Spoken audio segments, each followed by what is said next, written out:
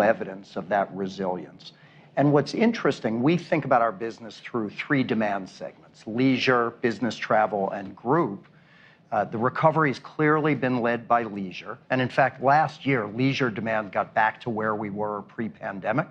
But what's encouraging is we're seeing real recovery in the other two segments.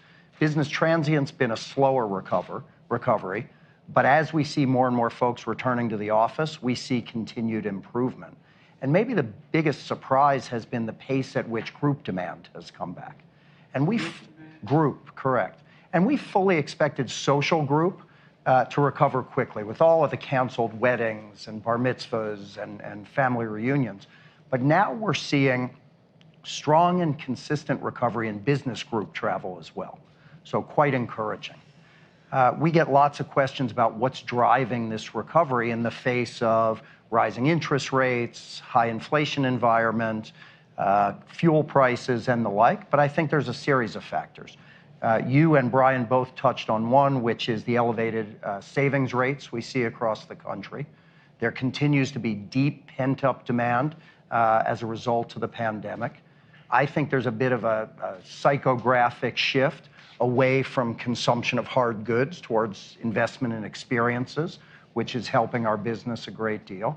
And then when we look on a global basis, the continued opening of borders, the easing of restrictions that restricted travel is having a massive impact on our global business. And maybe I'll just close by thanking your administration and in particular, Secretary Raimondo, for your work to eliminate the inbound international testing requirement. We think that's going to be very impactful on the travel and tourism sector. And in fact, the U.S. Travel Association just came out and said they expect the direct impact of that change to be an incremental more than 5 million visitors to the U.S. in the balance of this year, spending more than $9 billion. Well, that sounds pretty encouraging overall, not just for this summer, but looking forward. One of the things I want to ask you about is that obviously the pandemic had a profound negative impact. But right now, as I look out there, and I've traveled around the world a lot of late, going to various conferences, there seems to be a willingness or an inclination for business to travel more. Instead of everybody sitting and Zooming everything, it seems to me in-person movement of personnel in businesses around the country, and I see it more around the world, quite frankly, seems to be on the up. Is that accurate, or is that just a perception? President, and in fact, we see two principal drivers. I think number one, businesses that are customer-facing, consulting firms, law firms, accounting firms, they will tell you that the best way for them to optimize their business is to be in person, embedded in their customers' offices every day. And I think the last few years have reminded us of the power of in-person interaction. The other thing we see is rapidly growing demand for training. Many employers across this country rely heavily on the strength of their corporate culture. And as they're hiring thousands of new employees, it's really hard to immerse those employees in a culture via Teams or Zoom. And so the demand we see rising for in-person training has been quite significant. Well, I don't want to get off on this. Corning would know something about this, but there's so many new jobs on the horizon in the tech-related field that the need to train personnel to be able to handle these jobs is totally within our capacity, but it's needed. It's not like it's on-the-job training for a lot of these things. And so one of the things we're looking at, our economic team, secretary, is how we engage everything from community colleges to other entities to train people for the need that exists in that community, And so it's totally consistent with what you're saying, because there's going to be and we're talking about potentially a lot of jobs. I mean, we're talking about thousands of jobs. But again, a lot of it requires some, training. It's not all on-the-job training. Well, thank you very much for talking to me about that, Tony. And now what I'd like to do is there's an outfit called Corning, right, Wendell? And you're the CEO of a great company. And look, you know, we've seen an inflection point in U.S. manufacturing over the last year.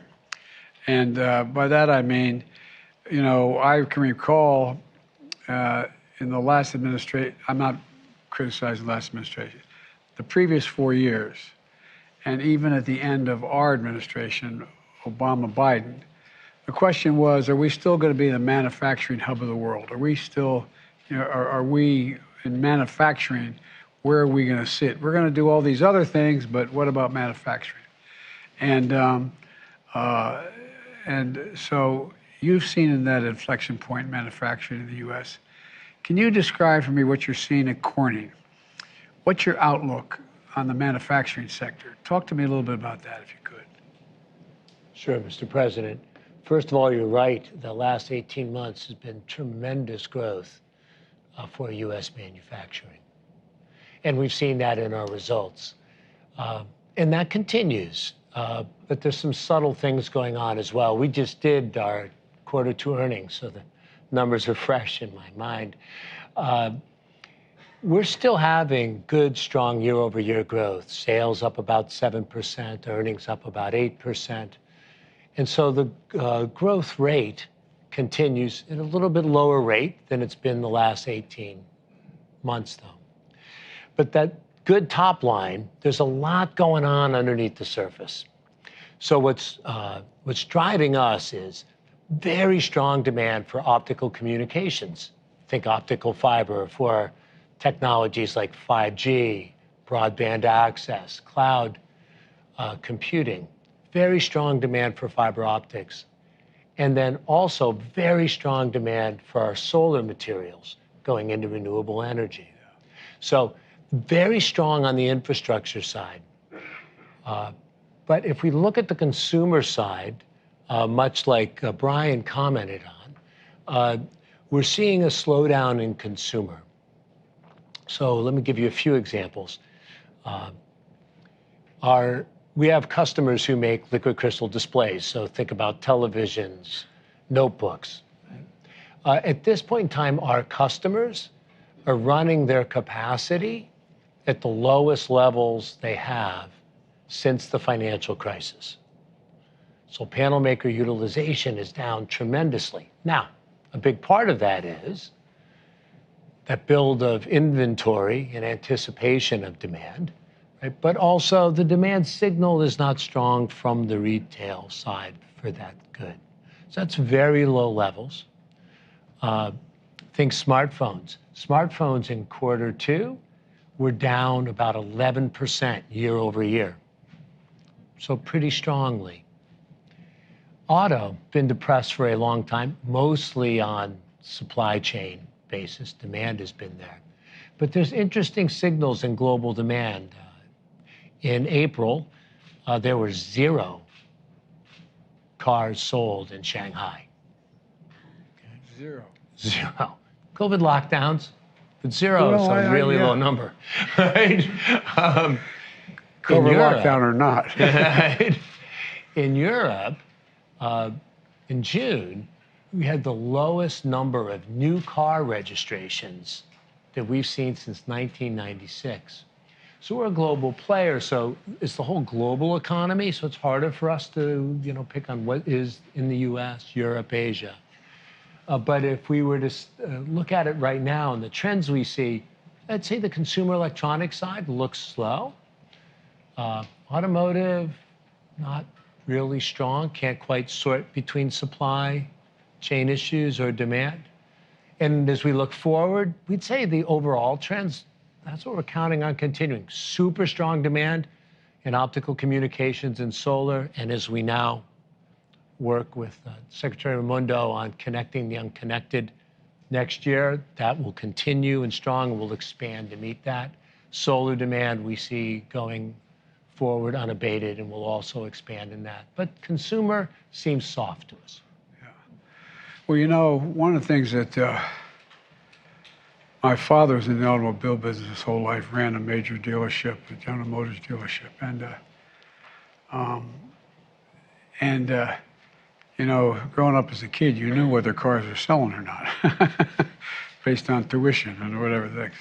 But all kidding aside, I was, I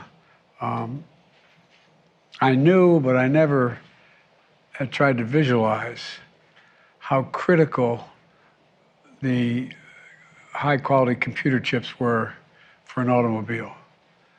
And a significant part of the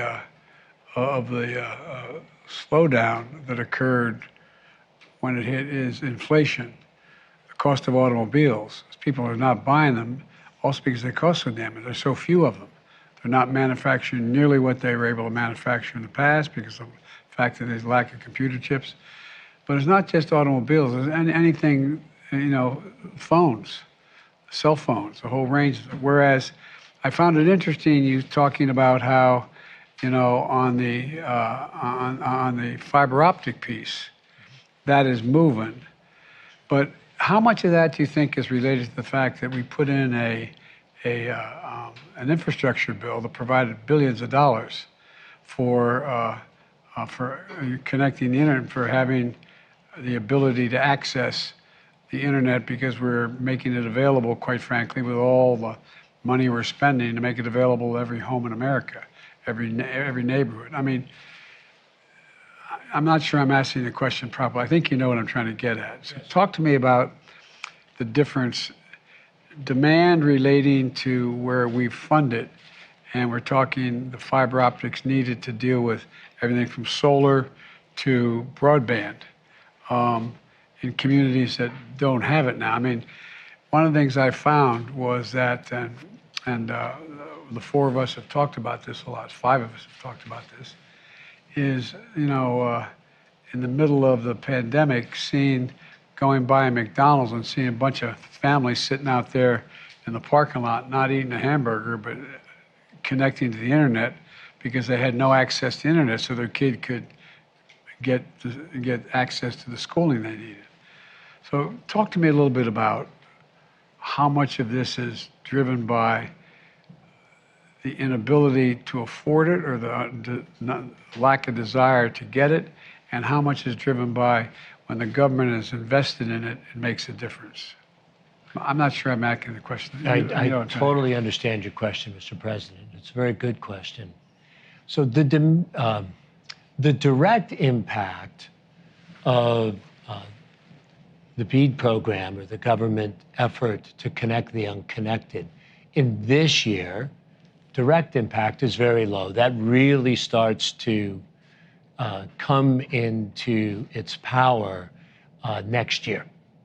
But there's also an indirect impact, which is the commitment of the government and of the administration to making sure we build the infrastructure that's required.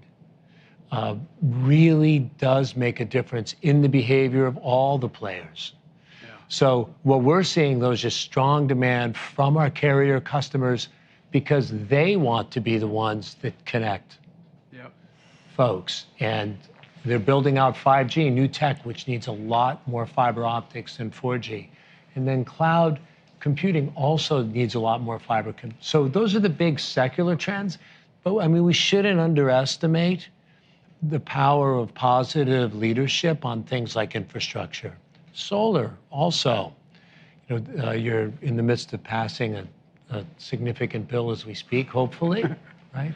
But if that goes through, you can expect that to trigger not just the direct government piece, but by providing that leadership, others will come in with much more serious money, right, to be able to magnify it. So it's hard to answer your question. It's a great question, but it's a very subtle effect. Well, I think you've answered it, because one of the things the Secretary has talked about is that when the government's in on something that everyone acknowledges is useful and needed, like, you know, the fiber optic change, then everybody goes, well, maybe you're trying to tell me something, huh?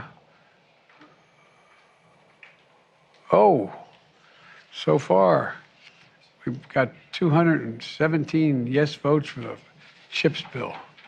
And the House has passed it. Sorry for the interruption.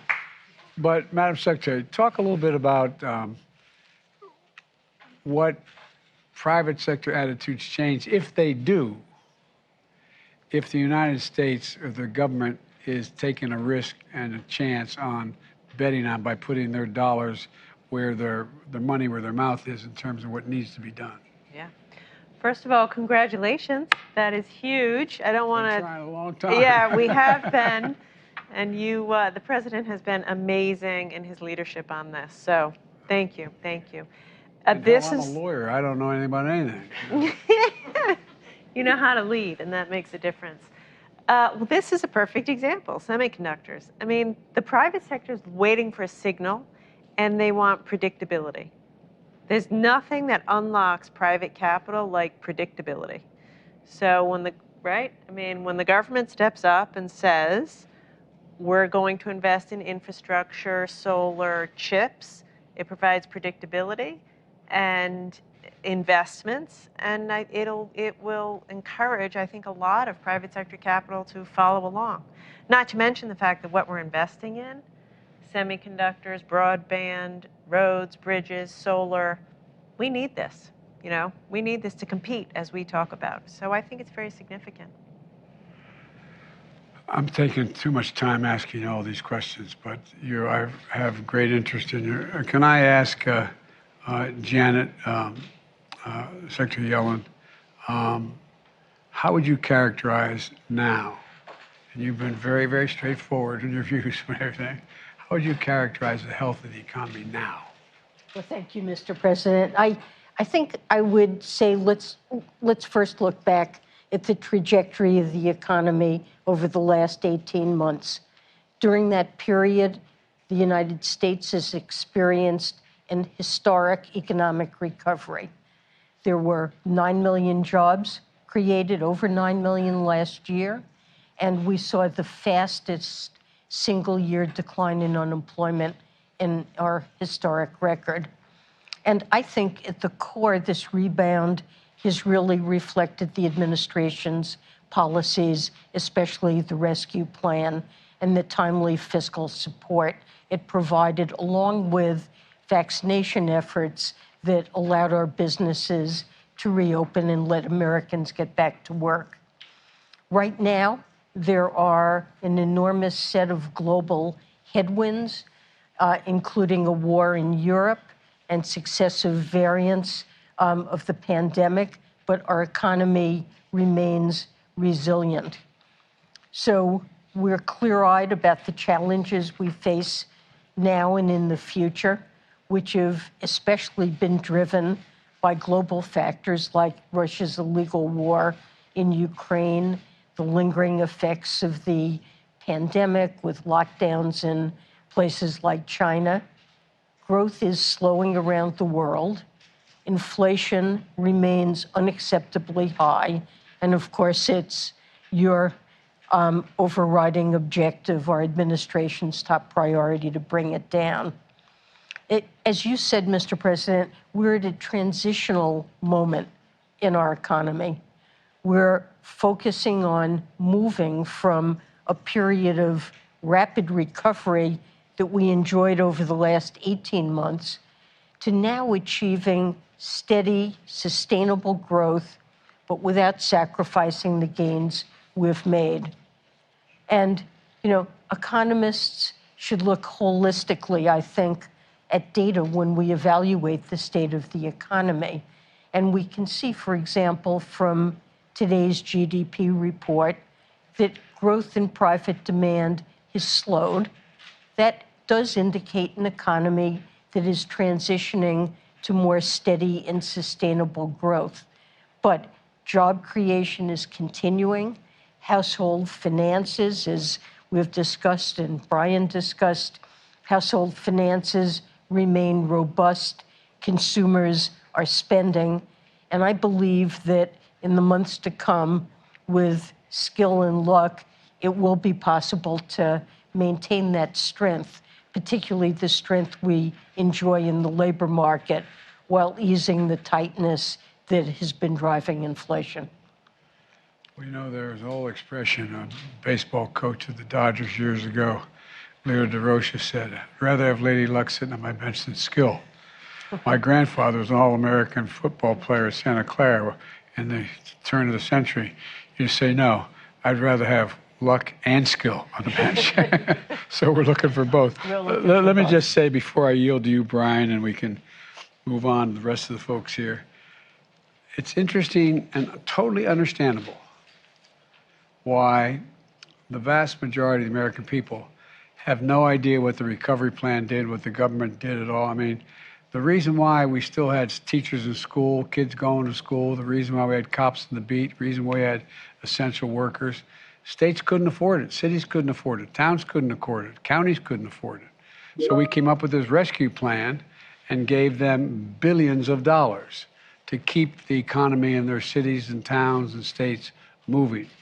And one of the things I fully understand it, like I said, I was raised in one of those households where when the price of a gallon of gasoline went up, it was a topic of discussion around the kitchen table. We weren't poor. We were just typical middle-class family in a 3-bedroom house with 4 kids and a grandpa. But all kidding aside, we lived fine. But it mattered. It mattered whether the price of gasoline went up. One of the things that I find is I look at, and I take it very seriously, the confidence level of the American people in the economy, and they're so down and they're looking. There's reason to be down, but I started thinking about it. And Brian and you and I talked about it just a little bit. The first year we were able to, with the rescue plan, we were able to send them a check for $8,000. I mean, a check. One, beyond that, by the way, there's more than that. But if you're making $120,000 and you get a check for $8,000, that's a lot of money. And so it helped save a lot of people in terms of getting thrown out of their homes and rental housing and a whole range of things. But I started thinking about it, just as somebody who's raised a middle-class kid. One year, even though you didn't have the job you have now, even though you didn't get a raise that year, the difference between having a job, having a 5% raise or whatever, 3, 5, 7, whatever it happens to be, in the face of inflation, price of the pump, although that's down every day so far. But, it's like, whoa, I feel worse off. But then again, I didn't get a check for $8,000 from the government. They just, among other things.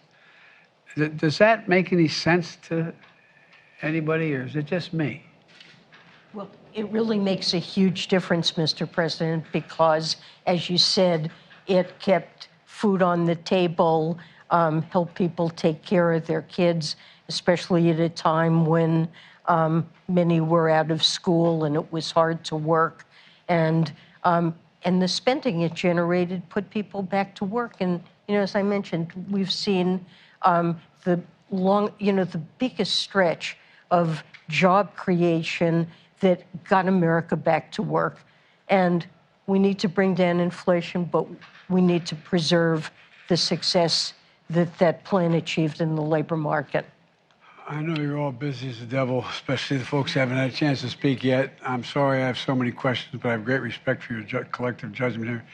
Brian, I'm yielding to you. I'm going to shush up. We're going to transition here and move the press out. But I think on the